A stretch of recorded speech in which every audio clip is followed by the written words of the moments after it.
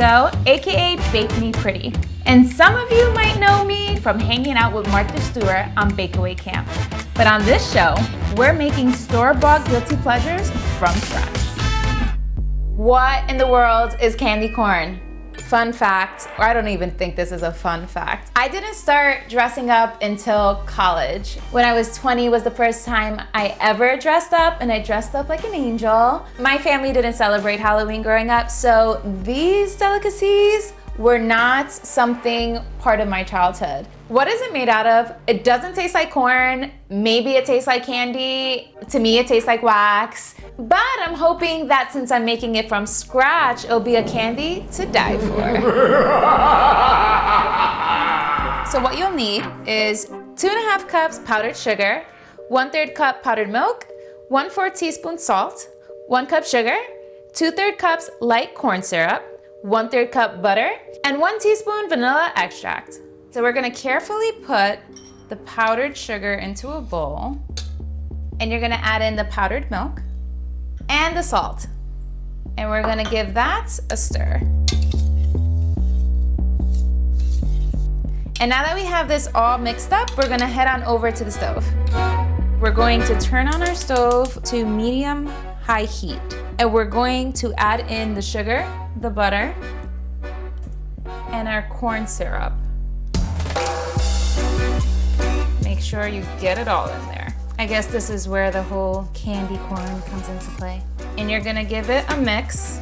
Now you're gonna want the mixture to boil for about 3 to 4 minutes. And we're gonna check it with the candy thermometer so that it reaches 230 degrees Fahrenheit.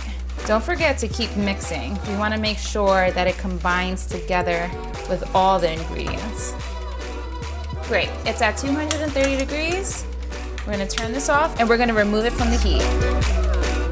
So now that we have the heated mixture all combined, we're gonna add in our vanilla and we're gonna give that a mix. Whoop, it's starting to seize up a little bit. And then we're gonna take this heated mixture and we're gonna put it into our dry ingredients. So remember, this is hot, but we're going to mix this together and it's gonna get a little aggressive. Okay, you see it's starting to get a little tedious here. So I have it pretty much stirred together, and what we're gonna do is we're going to place it on a silicone mat. You don't wanna use wax paper, it might not work. We want it to cool down a little bit more so that it's more manageable on our hands. There we go. So now we can cut this into 3 equal parts. So now we're gonna start to add in the food coloring. And since it's cooled down, it should be easily manageable. Let's make the orange part. I know candy corn is such a Halloween treat, but if you think about it, you can do this for any holiday. You could do this for Christmas. Instead of white, orange, and yellow, you can do white, red, and green. You could do this for the 4th of July. You could do blue, red, and white. I mean, the list goes on. That was a lot of fun. It's obviously still warm, and what we're gonna do is we're going to take these off the mat and we're gonna put it right on a cutting board, and we're going to roll these.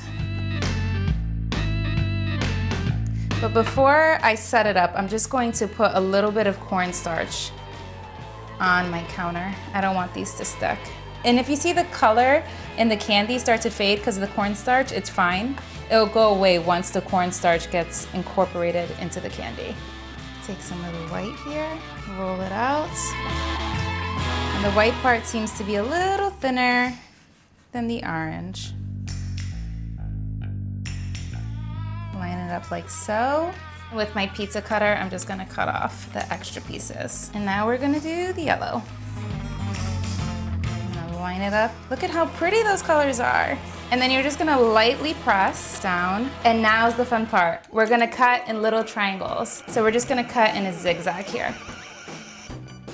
Oh my goodness! This is gonna be so happy. How stinking cute. You're never gonna buy these at the store ever again, I promise you.